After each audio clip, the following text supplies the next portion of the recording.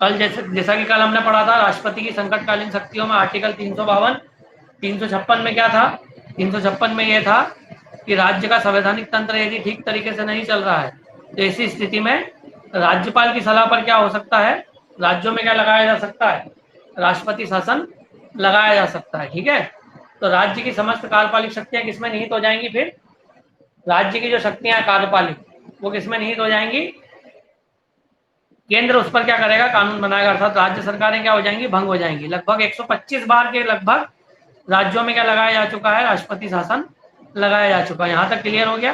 360 में मैंने बोला था वित्तीय आपातकाल, अर्थात जब राज्य की वित्तीय स्थिति क्या हो जाए, आर्थिक स्थिति जर्जर हो जाए, ऐसी स्थिति में भी क्या लगाया जा सकता है, वित्तीय आपातकाल लगाया जा सकता है, जिसमें सुप्रीम कोर्ट के मुख्य न्यायाधीश से लेकर सभी कार्मिकों का वेतन क्या किया जा सकता है, रोका जा सकता है या बंद किया जा सकता है। ठीक है, तो ऐसा अभी तक एक बार भी नहीं हुआ है।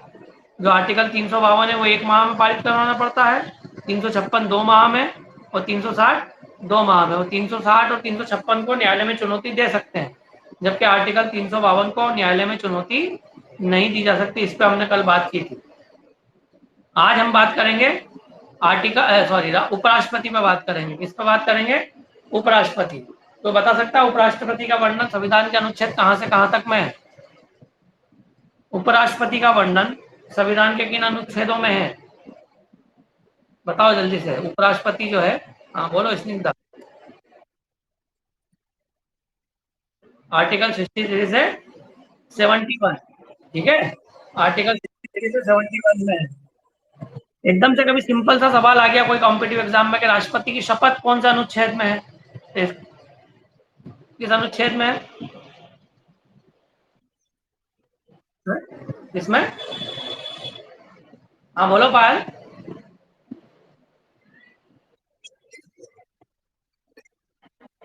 नहीं, जब 63 से शुरू हो रहा है तो 60 में कहाँ से आ जाएगा, स्निग्धा ने जब बताया कि 63 है, हाँ 69 में है, 69 में उसका शपथ का वर्णन है। कार्यकाल का वर्णन किसमें आएगा,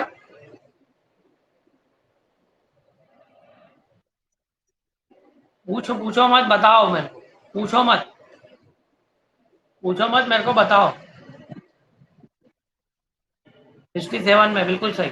हाँ 67 में। और कार्य का वर्णन किसमें आएगा, उपराष्ट्रपति के कार्य, बोलो।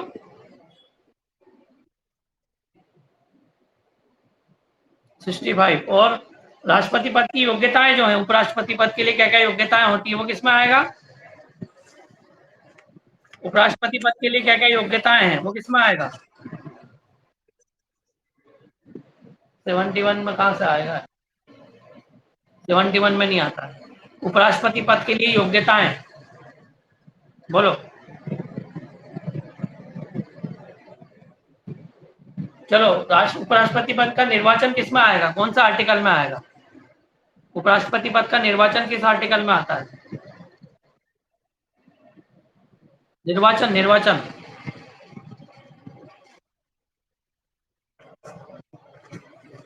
कि उसके निर्वाचन में कौन कौन लोग भाग लेंगे, 66, कौन बोला 66, हाँ सही है, 66 में ही आएगा। ठीक है, और चुनाव भी किसमें आएगा, 66 में ही आएगा, निर्वाचन भी उसी में आएगा, कार्य भी उसी में ही आएगा। ठीक है, और उसके बाद कार्यकाल,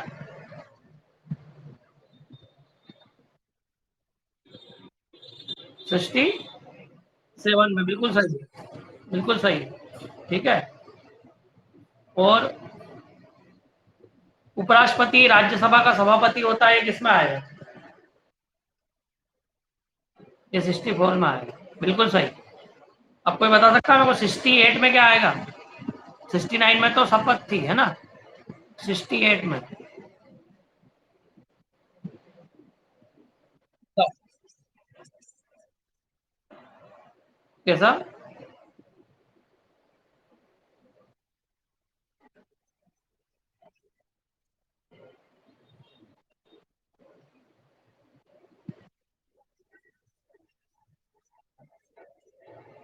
देखो क्लियर करो, सिंपल सा एक फार्मूला लिखा रहा हूं मैं, ठीक है, एक फार्मूला लिखो।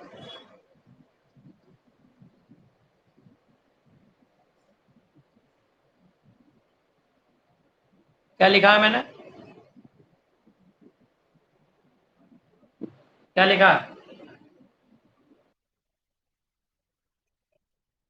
3 हिस्सों में है ये, 3 हिस्सों में है। एक हिस्सा ये हो गया, एक हिस्सा ये हो गया, एक हिस्सा ये। उसका निकास, उसका निकास, निकास है ना बाहर निकलना, उसका निकलना है ना, उसका निकास क्या लिखा है?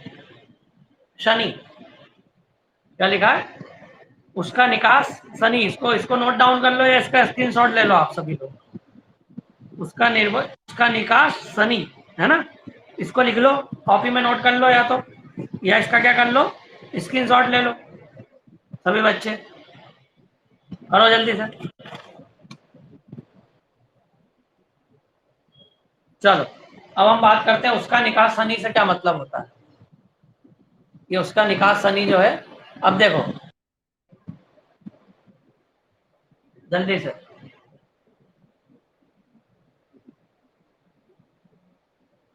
जल्दी से बताओ उपराष्ट्रपति को हटाने की प्रक्रिया।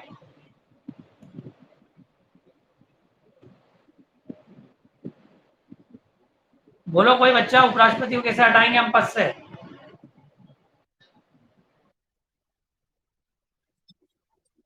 अरे संकल्प तो हर जगह होता है। संकल्प का मतलब वही होता है प्रस्ताव पारित करना। तो कहाँ होगा प्रस्ताव?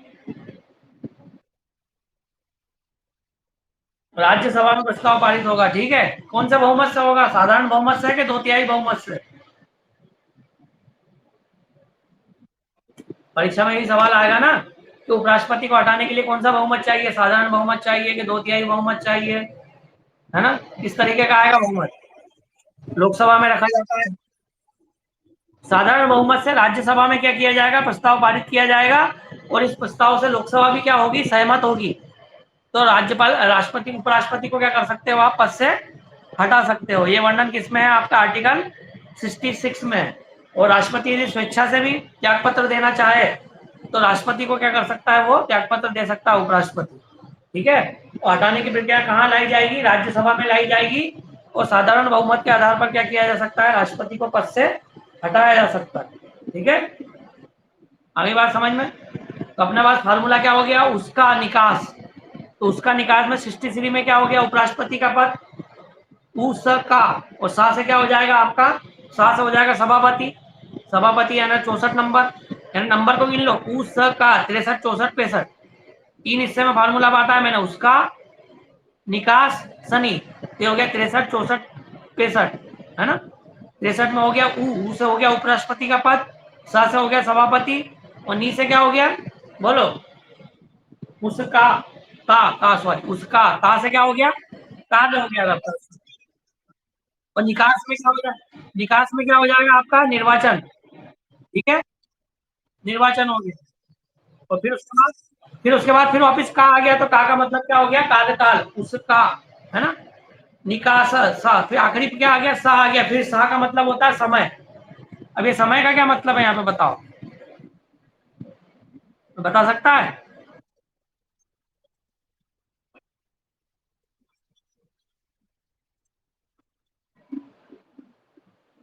नहीं, ये नहीं है।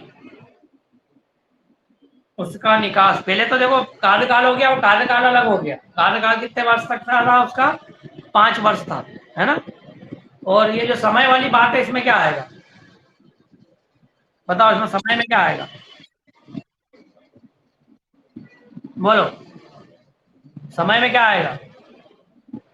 जल्दी बताओ।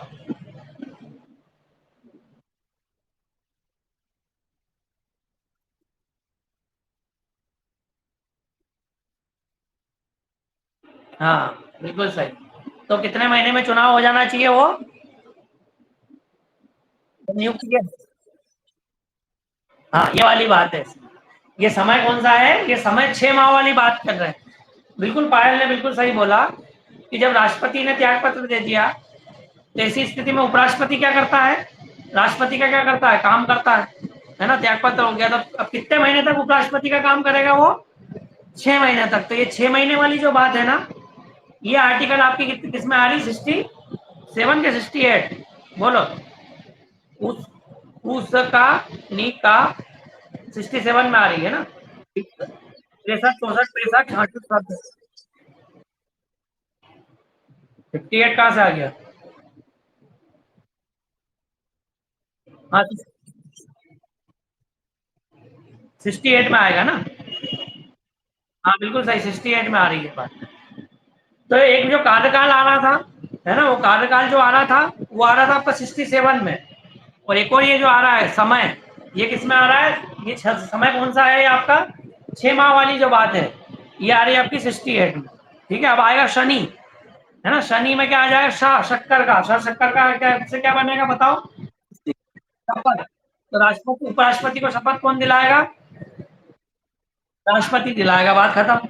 फिर आ गया आपका नी में आता है 70। 70 वाला जो आर्टिकल है उसको कोई याद रखने की आवश्यकता आपको है ही नहीं। तो आप 71 याद रख लो कि जो नी का मतलब हो जाएगा निर्वाचन संबंधी जो विवाद होते हैं राष्ट्रपति और उपराष्ट्रपति के, वो कहाँ जाते हैं? सुप्रीम कोर्ट में जाते हैं। कहाँ जाते हैं वो? सुप्रीम कोर्ट में जाते हैं। तो नी से आप 70 को याद ना करके 71 को याद रख लेना। 70 का कोई मतलब नहीं है, 70 में कोई विशेष बात नहीं है कि जो परीक्षा में लिखी भी जाए या पूछी भी नहीं जाएगी वो कभी। तो कितने याद करना है आपको? 63 से 71। तो आपका नी आ गया ना, जो नी को 70 ना मान के आप क्या मान लो? 71, है ना। 71 में क्या है? नी से क्या हो गया? निर्वाचन संबंधी विवाद। क्या हो गया वो? निर्वाचन संबंधी विवाद कहाँ सुलझाए जाएंगे? उपराष्ट्रपति राष्ट्रपति के, बोलो। तो सुप्रीम कोर्ट में सुलझाए जाएंगे। क्लियर है? तो हमारे पास जो फार्मूला था उसको मैंने 3 भागों में बांट दिया, है ना। 3 भागों में बांट दिया।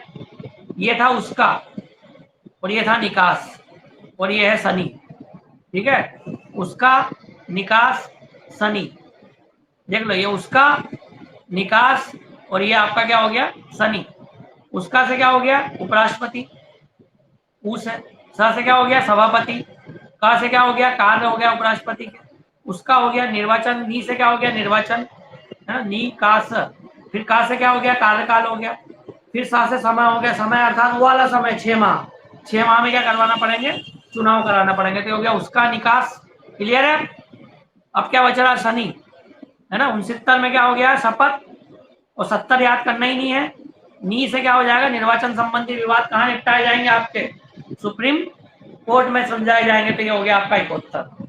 क्लियर है? कोई बच्चा है यदि बोल के बता दे सीरियल से मेरे को, है ना। फार्मूला मेरे को मत बताना, फार्मूला दिमाग में चलना और पूरे नंबर बताना मेरे को किसमें क्या है। तो कोई बच्चा है जल्दी से बताओ मेरे को, याद हुआ है तो जल्दी से बताओ। बोलो जल्दी से। अरे ऐसा काम नहीं चलेगा, इतनी देर मत लगाया करो। हाँ, वैशाली बोलेंगे, वैशाली बोलेंगे।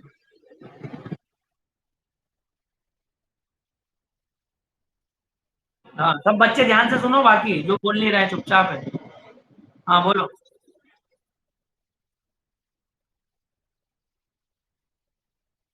ठीक है, उसका, है ना, उसका। ठीक है।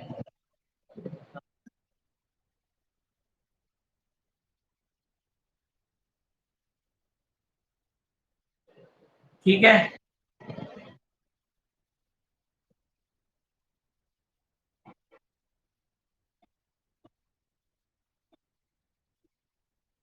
ठीक है।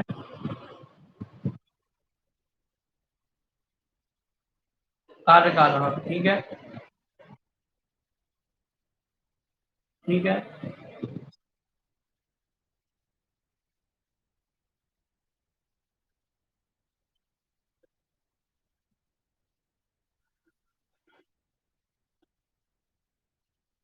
ठीक है।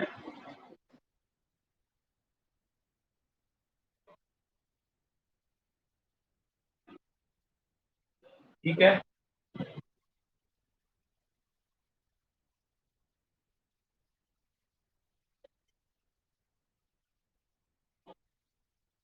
बिल्कुल सही।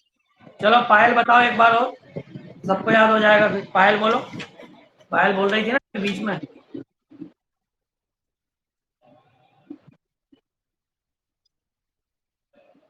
ठीक है।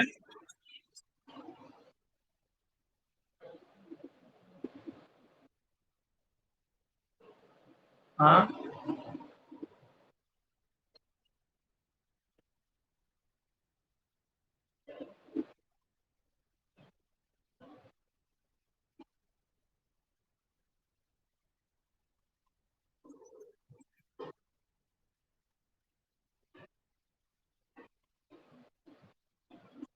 ठीक है। अब मेरे को ये बताओ, जिसमें निर्वाचन दिया गया है, ठीक है, सुनो मेरी बात।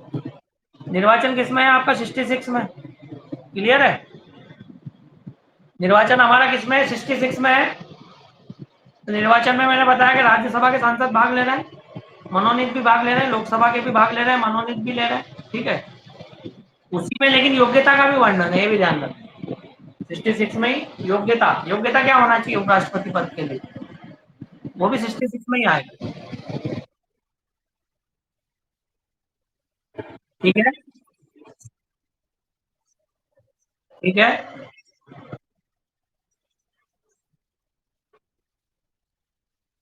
क्या बोलते हैं उसको? ऐसा थोड़ी बोलते हैं, गवर्नमेंट एम्प्लॉय। और राज्यसभा का सदस्य बनने की योग्यता रखता हो, ये भी तो होता है। हाँ। राज्यसभा का सदस्य बनने की योग्यता रखता हो। राष्ट्रपति के केस में क्या होता है? लोकसभा का सदस्य बनने की योग्यता रखता हो, बनना नहीं है, बनने की योग्यता रखना, अर्थात मतदाता सूची में क्या होना चाहिए? नाम होना चाहिए। आई बात समझ में कि नहीं आई? राज्यसभा का सदस्य बनने की योग्यता का मतलब मतदाता सूची में नाम होना चाहिए, ठीक है। राज्यसभा का सदस्य बनने की योग्यता का मतलब ये। तो भारत का नागरिक होना चाहिए, 35 वर्ष आयु होना चाहिए, राज्यसभा का सदस्य बनने की योग्यता होना चाहिए, लाभ के पद पर नहीं होना चाहिए। और निर्वाचन में कितने लोग भाग लेंगे? तो लोकसभा के निर्वाचित और मनोनीत, और राज्यसभा के निर्वाचित और मनोनीत। कैसे होगा निर्वाचन? एकल संक्रमणी आनुपातिक खुली मत प्रणाली के माध्यम से क्या होगा? उपराष्ट्रपति का चुनाव संपन्न किया जाएगा। ये सब बातें किसमें? 66 में। ठीक है, 66 में निर्वाचन में। फिर निर्वाचन के बाद नी का स, तो का क्या हो जाएगा? कार्यकाल। तो कार्यकाल कितना है आपका? 5 साल है। उसके पहले ही भी वो त्याग पत्र दे सकता है। हटाने की प्रक्रिया भी इसी में ही है। राज्यसभा में प्रस्ताव लाया जाएगा, सामान्य बहुमत से पारित होगा, लोकसभा क्या दे देगी? उसमें सहमति दे देगी, और उपराष्ट्रपति को पद से क्या कर सकते हो? आप हटा सकते हैं। तो ये एक विशेष शक्ति है जो राज्यसभा को प्राप्त है, लोकसभा को नहीं। इस समय क्या आ जाएगा? समय आ जाएगा। समय का मतलब यह है कि जब उपराष्ट्रपति राष्ट्रपति के पद का कार्य का निर्वहन करता है ना, या उपराष्ट्रपति कितने समय तक कर सकता है? तो अधिकतम कितने समय तक कर सकता है वो? 6 माह तक क्या कर सकता है? कर सकता है राष्ट्रपति पद का निर्वहन। तो 6 माह में क्या करवाना पड़ेंगे आपको? राष्ट्रपति का चुनाव करना अनिवार्य है। इस शाह से क्या हो जाएगा? शनि में 69 में आपका शपथ हो जाएगा। 70 को आपको याद नहीं रखना, 71 में हो जाएगा निर्वाचन संबंधी विवाद जो है सुप्रीम कोर्ट में हल किए जाएंगे। तो यहाँ तक अपना हो गया, उपराष्ट्रपति पूरा क्लियर हो गया। अब हम बात करेंगे अटॉर्नी जनरल पे। अब बताओ कोई बच्चा, अटॉर्नी जनरल संविधान के किस अनुच्छेद में? हाँ बोलो।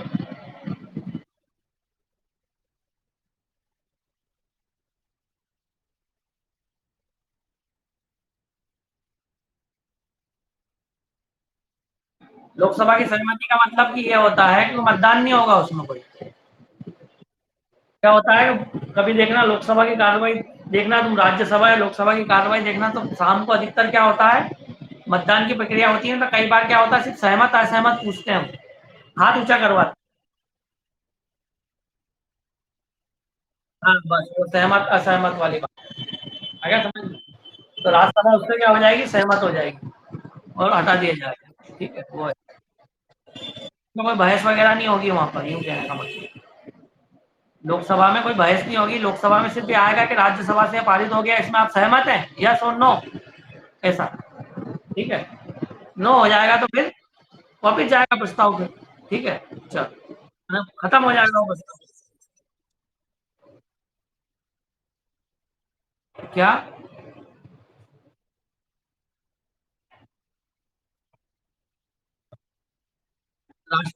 राष्ट्रपति में है क्या ऐसी लिमिट? तो उपराष्ट्रपति में भी नहीं है। किसी भी नेता के पद जितने भी होते हैं, वो जो पॉलिटिकल पद होते हैं, उसमें कोई लिमिट नहीं होती मैक्सिमम। ठीक है, किसी भी साल तक बन सकते हैं, 100 साल के बाद का भी होगा तो भी बन जाएगा। ठीक है, 100 साल से ज्यादा उम्र होगी तो भी उपराष्ट्रपति बन सकता है। वो जितने भी वो वाले पद है, प्रशासनिक पद होते हैं जो, उनमें क्या होती है, एज लिमिट होती है। अब जैसा अगला जो आएगा आपका, कौन सा आएगा आपका, अटॉर्नी जनरल है ना। अटॉर्नी जनरल के बारे में, हाँ अटॉर्नी जनरल में होगी। अटॉर्नी जनरल बताओ कौन सा आर्टिकल में है। 76। क्या होता है अटॉर्नी जनरल, बताओ पायल।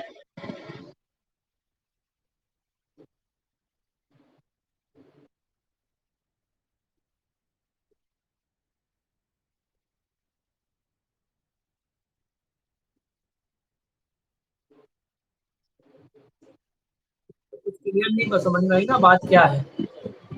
मैंने कुछ बातें अपन ने उधर की याद कर ली, कुछ दूसरा आर्टिकल की याद कर ली, दोनों को मिला के कुछ भी अपन ने एक बना दिया, डिश बना दी।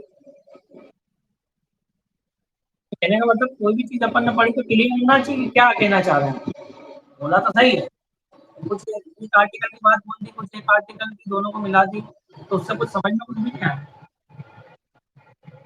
बताओ पाए, कौन होता है अटॉर्नी जनरल, क्या होता है। महान्यायवादी बोलते हैं इंग्लिश में, हिंदी में महान्यायवादी, और इंग्लिश में बोला जाता है अटॉर्नी जनरल। आर्टिकल 76 में वर्णन है इसका।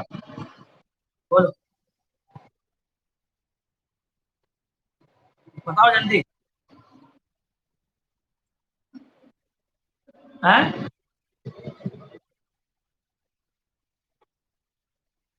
क्लियर बताओ, वैशाली जरा क्लियर इनको बताओ सब, क्या होता है अटॉर्नी जनरल।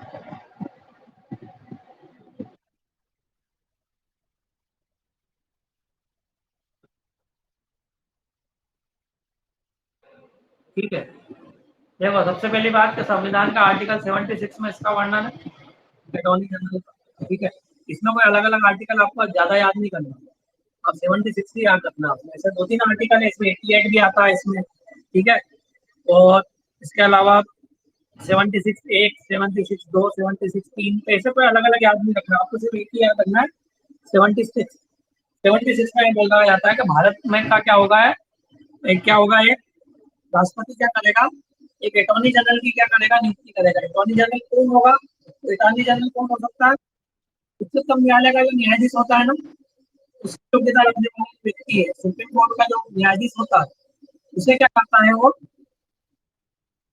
अटॉर्नी जनरल क्या करता है, नियुक्त करता है। पर महान्यायवादी हर किसी व्यक्ति को नहीं करेगा, पहली चीज तो, क्योंकि ये क्या होता है, सरकार का विधिक सलाहकार होता है, लीगल एडवाइजर होता है। तो सरकार का जो पक्ष है वो न्यायालय में रखता है कौन, अटॉर्नी जनरल या महान्यायवादी।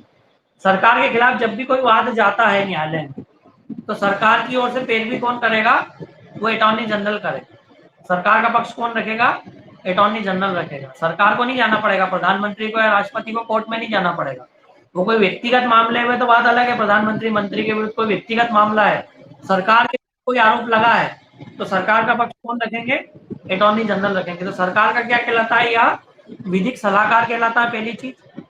और इसके अलावा जब भी सरकार सदन में कोई भी विधेयक रखने वाली होती है, तो अटॉर्नी जनरल से पूछती है कि आखिर ये कानून बनाया जा सकता है कि नहीं बनाया जा सकता है, क्योंकि वो विधि का क्या होता है, जानकार होता है। संसद, संविधान का क्या होता है, वो जानकार होता है। कानून का क्या होता है, वो व्यक्ति जानकार होता है।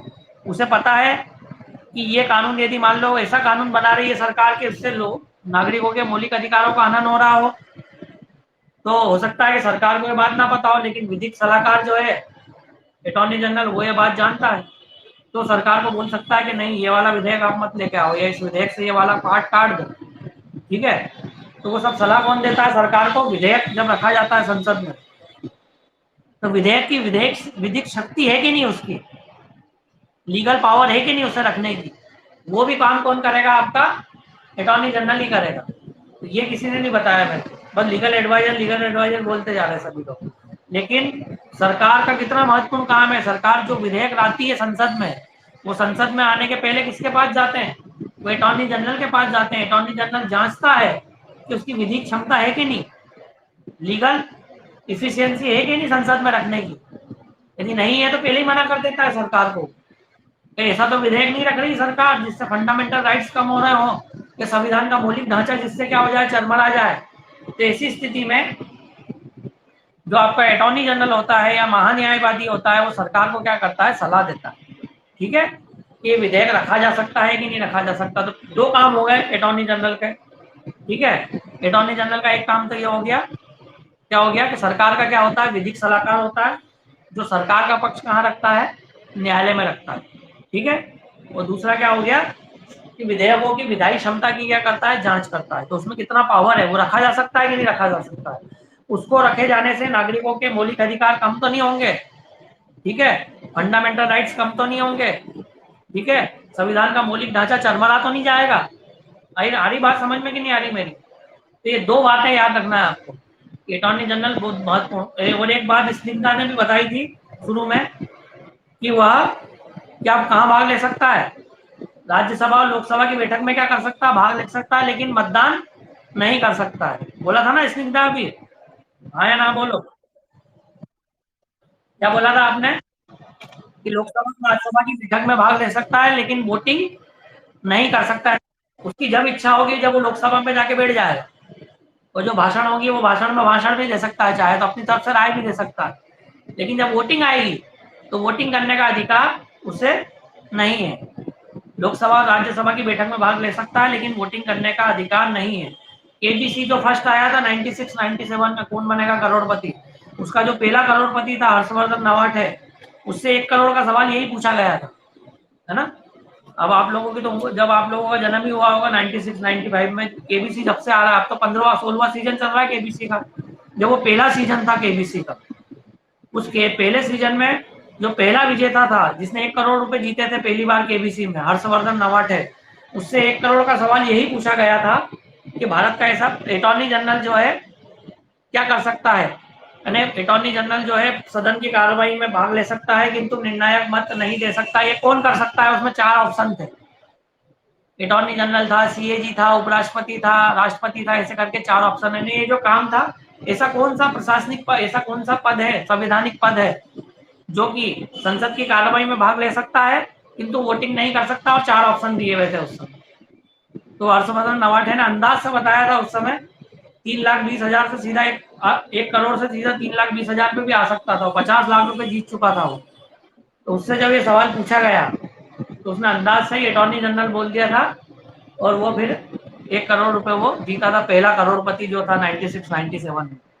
तो ये बात मेरे को जब भी आती है तो याद आ जाती है। संविधान का आर्टिकल 88 में इसका वर्णन है, ये याद रखना कि अटॉर्नी जनरल जो है संसदीय कार्रवाई में भाग ले सकता है किंतु वोटिंग नहीं कर सकता। चाहो तो लिख लो 76 और 88, दो ही आर्टिकल याद रखना पड़ते हैं अटॉर्नी जनरल में आपको।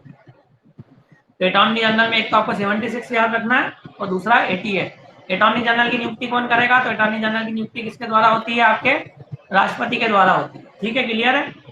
किसको करता है वो, सुप्रीम कोर्ट न्यायाधीश, योग्यता रखने वाला व्यक्ति होगा उसको रखेगा, जिसको विधि का ज्ञान होगा उसी को रखेगा, है ना। न्यायाधीश को क्या करेगा, वो अटॉर्नी जनरल बनाएगा। अब अटॉर्नी जनरल अकेला तो सरकार का पक्ष रख ही नहीं सकता हर हर जगह जाके, क्योंकि 28 राज्य है ना, और 8 केंद्र शासित प्रदेश है। तो एक व्यक्ति से सरकार का पक्ष अलग अलग न्यायालयों में रख नहीं सकता। हो सकता है कि 2-4 न्यायालयों में केस चल रहा हो सरकार के खिलाफ। तो इसी स्थिति में अटॉर्नी जनरल की सहायता के लिए कौन होते हैं, सॉलिसिटर जनरल होते हैं। कौन होते हैं, सॉलिसिटर जनरल। और सॉलिसिटर जनरल की सहायता के लिए अतिरिक्त सॉलिसिटर जनरल होते हैं। समझ में आया। तो कभी परीक्षा में सवाल आ गया कि अतिरिक्त सॉलिसिटर जनरल क्या है, तो अतिरिक्त सॉलिसिटर जनरल क्या है, सॉलिसिटर जनरल की सहायता के लिए होते हैं। और सॉलिसिटर जनरल किसकी सहायता के लिए होते हैं, अटॉर्नी जनरल की सहायता के लिए होते हैं। क्लियर है, आ गई बात समझ में। तो अटॉर्नी जनरल, सॉलिसिटर जनरल और अतिरिक्त सॉलिसिटर जनरल, ये याद रखना आप। इन सब बातों का वर्णन काय में मिलेगा आपको, आर्टिकल 76 में ही मिलेगा।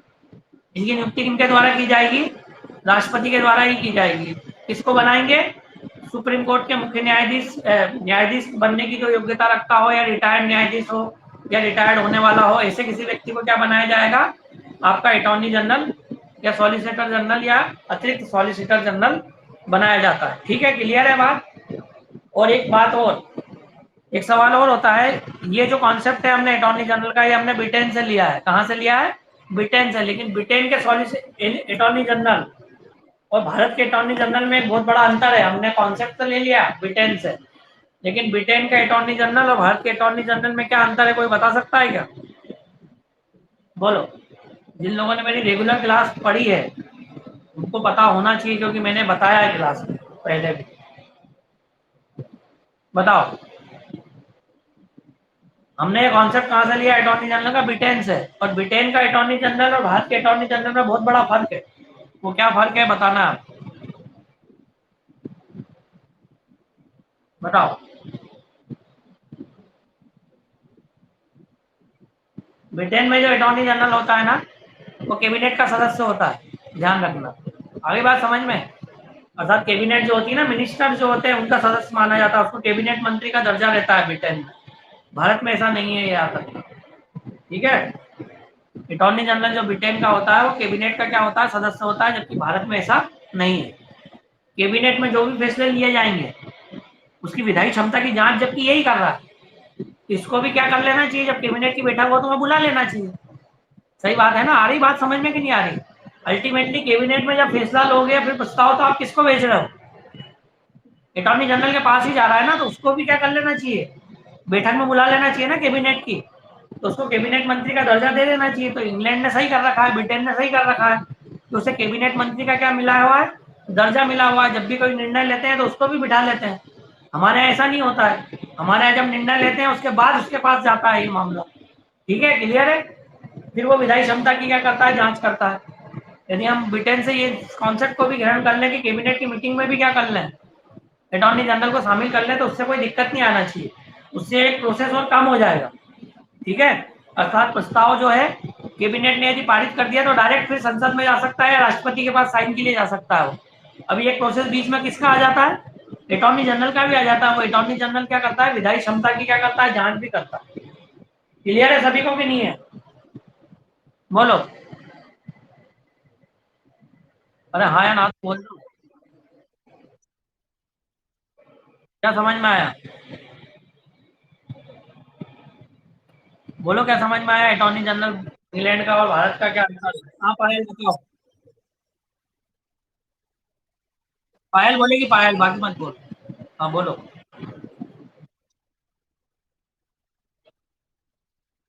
नहीं, अपनी बात चल रही है, अपनी बात चल रही है कि इंग्लैंड का अटॉर्नी जनरल या ब्रिटेन का अटॉर्नी जनरल और भारत के अटॉर्नी जनरल में क्या डिफरेंस है।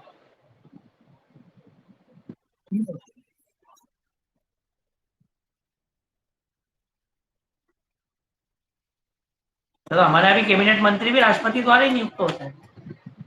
कोई भी चीज को याद मत करो, समझने वाली बात। समझ में आ जाएगा तो समझ। कैबिनेट का सदस्य होता है हमारे यहाँ। कैबिनेट के सदस्य की नियुक्ति कल नहीं बताया कि मंत्रियों की नियुक्ति कौन करता है हमारे यहाँ? हमारे मंत्रियों की नियुक्ति कौन करता है? अरे पायल से पूछ रहा हूँ। तो फिर क्या अंतर हो गया दोनों में? फिर तो वही बात हो गई। तुमने अभी जो बोला कि ब्रिटेन में जो है वो कैबिनेट का सदस्य होता है, भारत में राष्ट्रपति द्वारा नियुक्त होता है। तो भारत में क्या कैबिनेट मंत्री राष्ट्रपति द्वारा नियुक्त नहीं होते?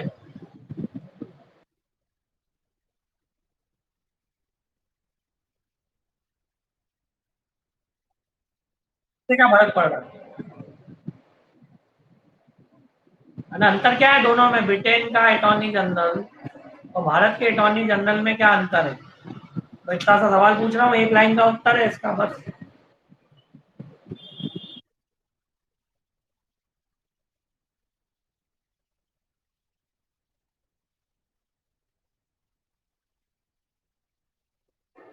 हाँ तो ब्रिटेन में क्या कॉन्सेप्ट है और ये यहाँ क्या कॉन्सेप्ट है, ये पूछ रहा हूँ। ब्रिटेन में क्यों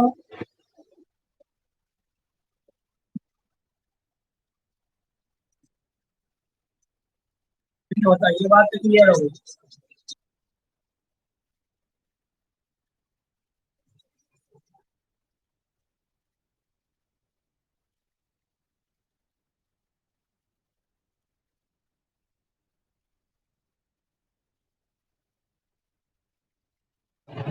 किसने बोला है?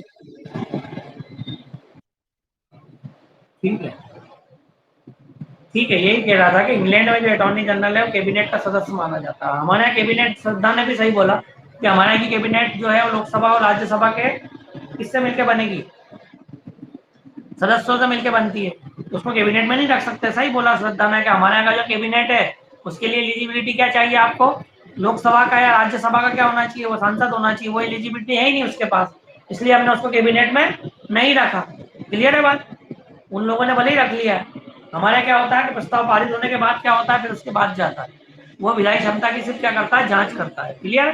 कैबिनेट मंत्री का दर्जा नहीं है, लेकिन सदन की कार्रवाई में भाग लेगा, सांसदों के साथ बैठ सकता है, लोकसभा राज्यसभा बहस कर सकता है, भाषण दे सकता है, लेकिन वोटिंग नहीं दे सकता। क्लियर है? और वो जो है आपका अटॉर्नी जनरल की सहायता के लिए कौन होते हैं? अगला सवाल आएगा कि अटॉर्नी जनरल की सहायता के लिए कौन सदस्य होते हैं, तो अटॉर्नी जनरल की सहायता के लिए कौन होते हैं आपके? सॉलिसिटर जनरल होते हैं। और सॉलिसिटर जनरल की सहायता के लिए कौन होते हैं? अतिरिक्त सॉलिसिटर जनरल होते हैं। ठीक है, तो याद रखना, एक तो अटॉर्नी जनरल होगा, फिर सॉलिसिटर जनरल होगा, उसके नीचे फिर 4 अतिरिक्त सॉलिसिटर जनरल होते हैं, तो टोटल 6 सदस्य होते हैं जो सरकार का पक्ष कहाँ रखते हैं? न्यायालय में रखते हैं। सरकार के विधिक सलाहकार भी होते हैं। सरकार के विरुद्ध जब भी कोई वाद आता है तो ये सरकार का पक्ष कहाँ रखेंगे? न्यायालय में रखेंगे। क्लियर है? अर्थात एक प्रकार के क्या है, सरकार के विधिक सलाहकार भी हैं ये, और सरकार का पक्ष न्यायालय में भी क्या करते हैं, रखते हैं। ठीक है, अटॉर्नी जनरल कौन है वर्तमान में, बताओ? भारत का के वेणुगोपाल।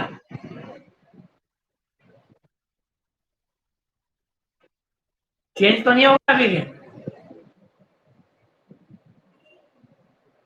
अरे हाँ यार, ठीक है, देख लेना, गूगल बाबा बता देगा, नहीं तो गूगल पे चेंज हुए कि नहीं। हाँ, वो तो चेंज होगा, चीफ जस्टिस तो चेंज होगा। तो आज अपन ने बात क्या की, उपराष्ट्रपति की, और दूसरी क्या बात की हमने?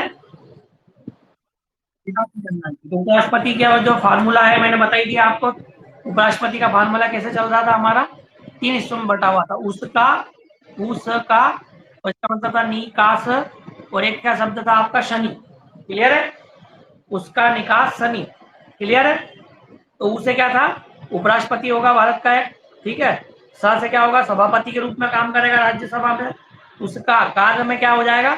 उसके काय का वर्णन है, बोलो? काम है, कार्यों का वर्णन है। इसके अलावा उसका निकास, नी से क्या है? निर्वाचन है। निर्वाचन के अलावा योग्यता भी उसमें है, अर्थात भारत का नागरिक होना चाहिए, 35 वर्ष आयु होना चाहिए, लाभ के पद पर नहीं होना चाहिए, राज्यसभा का सदस्य होने की योग्यता रखना चाहिए। निर्वाचन में कौन लोग भाग लेंगे? लोकसभा के निर्वाचित और मनोनीत सांसद, और राज्यसभा के निर्वाचित और मनोनीत सांसद, दो। और चुनाव प्रणाली क्या कहलाएगी? एकल संक्रमणीय अनुपातिक गुप्त मतदान प्रणाली कहलाएगी। क्लियर है? यहाँ तक ये निर्वाचन में आएगा। निकास, बोली बोली, निकास, तो निर्वाचन में सब चीज आ गई आपकी। कहा से क्या हो जाएगा? कार्यकाल आ जाएगा। कार्यकाल कितना है? 6 वर्ष है, लेकिन समय के पहले भी क्या कर सकता है वो? त्यागपत्र दे सकता है। ठीक है, और अगली बात समझ में, हटाने की प्रक्रिया भी किसमें आएगी आपकी? इसी में आएगी, 67 में हटाने की प्रक्रिया भी। हटाने की प्रक्रिया में क्या करना पड़ेगा? राज्यसभा क्या करेगी? एक संकल्प पारित करेगी सामान्य बहुमत से, और लोकसभा की क्या होना चाहिए? इसमें सहमति होना चाहिए, तो उपराष्ट्रपति को पद से हटाया जा सकता है। ये आपका हो गया 67। निकास है ना, निकास। फिर सा से क्या आ जाएगा? समय। समय का मतलब ये होता है कि उपराष्ट्रपति यदि राष्ट्रपति के पद का निर्वहन कर रहा है, तो ऐसी स्थिति में मैक्सिमम कितने समय तक कर सकता है वो? 6 माह तक क्या कर सकता है? वो राष्ट्रपति पद का निर्वहन कर सकता है। ये इसमें बताया गया है, समय में बताया गया। शनि में, शनि में क्या आएगा? शपथ। श से क्या हो जाएगा? शपथ। शपथ कौन दिलाएगा? राष्ट्रपति दिलाएगा। ठीक है, और फिर 70 में कुछ नहीं है। 71 में नी देख लो, तो नी का मतलब हो जाएगा, क्या हो जाएगा? निर्वाचन संबंधी विवाद जो है राष्ट्रपति और उपराष्ट्रपति के कहा निपटाए जाते हैं आपके? बोलो? सुप्रीम कोर्ट में क्या किए जाते हैं? सुलझाए जाते हैं। ठीक है, ये हो गया क्लियर। और 76 में मैंने क्या बताया कि भारत का में क्या काय की व्यवस्था की जाती है? एक अटॉर्नी जनरल होता है जो कि सरकार का क्या कहलाता है? विधिक सलाहकार कहलाता है। सरकार का पक्ष जो है न्यायालय में रखता है, और सरकार जो भी विधेयक रखने जब वाली होती है सदन में, उनकी विधायी क्षमता की क्या करता है? जांच करता है। इसकी नियुक्ति किसके द्वारा की जाती है? राष्ट्रपति के द्वारा की जाती है। सुप्रीम कोर्ट के मुख्य न्यायाधीश या अन्य न्यायाधीश, है ना, में से क्या किया जाता है? विधिक सलाहकार को बनाया जाता है, अटॉर्नी जनरल को। अटॉर्नी जनरल के अलावा सॉलिसिटर जनरल भी होते हैं। सॉलिसिटर जनरल के अलावा अतिरिक्त सॉलिसिटर जनरल भी होते हैं। इन सब का काम क्या है? सरकार का विधिक सलाहकार के रूप में काम करते हैं। लेकिन एक चीज और है कि ये जो अटॉर्नी जनरल होता है सदन की कार्रवाई में भाग ले सकता है, किंतु वोटिंग नहीं कर सकता। किसमें कहा गया? आर्टिकल 88 में। और दोनों में, और ये जो पद है हमने कॉन्सेप्ट कहाँ से लिया है अटॉर्नी जनरल का? ब्रिटेन से लिया है। ब्रिटेन का लेकिन अटॉर्नी जनरल जो होता है वो कैबिनेट का सदस्य होता है। भारत में ये कैबिनेट का सदस्य नहीं होता, किंतु कैबिनेट के द्वारा जितने भी विधेयक रखे जाने हैं बाद में सदन में, उनकी विधायिक क्षमता की जांच अटॉर्नी जनरल ही करेगा। ठीक है, इतनी चीजें तुमको याद होना चाहिए। अब कल बात करेंगे अपन प्रधानमंत्री